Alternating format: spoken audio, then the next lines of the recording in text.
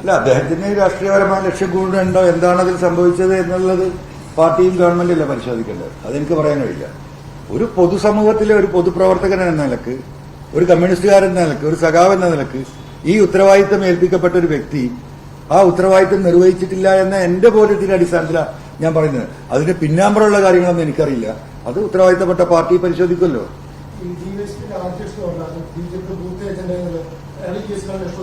ആദ്യത്തെ അന്വേഷണ സംഘത്തിലെ ഒരാളാണ് അദ്ദേഹം.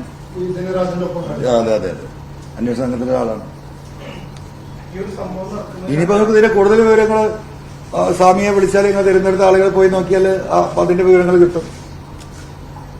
അതാണ് ഇതിന്റെ യാഥാർത്ഥ്യം. കുറച്ചും കൂടി കാര്യങ്ങൾ സ്വാമി എത്രത്തോളം ഇതിന് കഷ്ടപ്പെട്ടിട്ടുണ്ട്, പൊതുസമ്മതത്തിന് മുമ്പ് അദ്ദേഹം എത്രത്തോളം മാനഹാനി അനുഭവിക്കേണ്ടി വന്നിട്ടുണ്ട്. കേസിൽ കൊടുക്കാൻ നോക്കിയിട്ടുണ്ട് ഒരു ഘട്ടത്തിൽ അവരെ. മനസ്സിലായോ? അദ്ദേഹത്തിന്റെ നന്മ കൊണ്ടും എന്താ പറയാ, അദ്ദേഹത്തിന്റെ പ്രാർത്ഥന കൊണ്ടും ആ നന്മ കൊണ്ട് പടച്ചവനായിരിക്കും ഒരു പക്ഷേ അതിനെ സഹായിച്ചിട്ടുണ്ടെങ്കിൽ.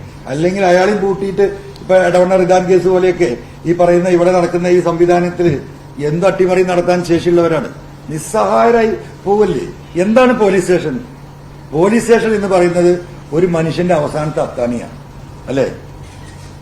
അവിടെ ആരാ ഉണ്ടാവേണ്ടത്? ഈ രാജ്യത്ത് നീതി നടപ്പിലാക്കുന്ന ഒരു സംവിധാനത്തിനാണ്. അതിനാണല്ലോ ഈ ഗവൺമെന്റ് കിണഞ്ഞ് ശ്രമിക്കുന്നത്. ആ രീതിയിലുള്ളൊരു സംസ്ഥാനമാണല്ലോ കേരളത്തില്. ഏറ്റവും നല്ല ക്രമസമാധാന സംവിധാനമുള്ള നാടാണ് ഈ നാട്. ഇവിടെ ഒരു പ്രശ്നമില്ല. ഏത് സ്ത്രീക്കും ഏത് പാതിരാത്രിയും എവിടെയും ഇറങ്ങി നടക്കാം. ഇതെല്ലാം നിൽക്കുകയാണ്. സൈബറിൽ ഇപ്പൊ ഈ പോലീസിന്റെ ഇടപെടൽ സംസ്ഥാന നാഷണൽ അവാർഡ് ഒരാഴ്ച മുമ്പാണ് ഈ സംസ്ഥാനത്ത് നിന്ന് കിട്ടുന്നത്. ഇങ്ങനെയൊക്കെ നന്മയോടുകൂടി പ്രവർത്തിക്കുന്ന, സത്യസന്ധരായി പ്രവർത്തിക്കുന്ന IPS ഉദ്യോഗസ്ഥരും അവർക്ക് താഴെയുള്ള ഒരുപാട് പോലീസ് ഓഫീസർമാരും സാധാ പോലീസുകാരും ഒക്കെയുള്ള ഈ ഒരു നല്ല ഒരു സിസ്റ്റത്തെ ഈ വിരലിലുണ്ടാവുന്ന ചില ക്രിമിനൽ സംഘങ്ങൾ തകർത്ത് മനുഷ്യന്റെ മുമ്പിൽ പോലീസുകാരനാണ് എന്ന് പറഞ്ഞ് പുറത്തിറങ്ങാൻ കഴിയാത്ത വിധമാക്കുന്നു.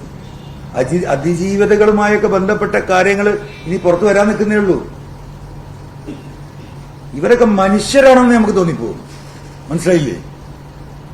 കേസിൽ ഉൾപ്പെട്ട മക്കളുടെ വീട്ടിൽ അവർ ജയിലിലായി കഴിഞ്ഞാൽ ഭർത്താവ് ഇല്ലെങ്കിൽ രാത്രി പോയിട്ട് വീടിന് പോയിട്ട് വാതിലിൽ മുട്ടുന്ന ഡാൻസ് സ്റ്റാഫുകാർ ആരാണ് നേതൃത്വം നൽകുന്നത്? ഈ IPS ഓഫീസർ സുജിത്താസ് അല്ലേ? പുതുതായി ഈ സേനയിലേക്ക് കടന്നു വരുന്നവർക്ക്, ചെറുപ്പക്കാർക്ക് എന്താ അവർക്ക് കൊടുക്കാനുള്ള മെസ്സേജ്? എന്ത് തമ്മാടിത്തം ചെയ്തോ എന്റെ കൂടെ നിന്നാ മതി.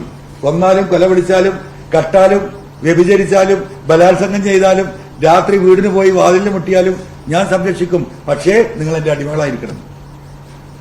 എവിടെ എത്തും ഈ പോലീസ്? അവിടെയാണ് നിന്റെ വിഷയം. അതുകൊണ്ടാണ് ഞാനിത് ആവർത്തിച്ച് പറഞ്ഞുകൊണ്ടിരിക്കുന്നത്. കൃത്യമായി പരിശോധിക്കണം. സ്വർണ്ണൊക്കെ തട്ടിയാൽ കാശേറ്റ് പോയി, അത് പോട്ടെ, അതെന്റെ വേറെ വഴിക്ക് നടക്കട്ടെ. പക്ഷെ ഇവിടെ വിശ്വസിച്ച് മനുഷ്യന്റെ ഒരു അത്താണി എന്ന് ഓടിക്കേറുന്ന ഒരു അതിജീവിത ചെന്നൊരു പരാതി പറയുമ്പോ എന്നെ എങ്ങനെ പീഡിപ്പിച്ചു എന്ന് പറയുമോ, നീ ബാക്കിൽ നിന്ന് സ്റ്റേറ്റ്മെന്റ് എടുക്കാം എന്ന് പറഞ്ഞു കൊണ്ടുപോയി വീണ്ടും പീഡിപ്പിക്കുന്ന പോലീസ് ഉദ്യോഗസ്ഥര് നാട്ടിലുണ്ടെങ്കിൽ എന്താ സ്ഥിതി?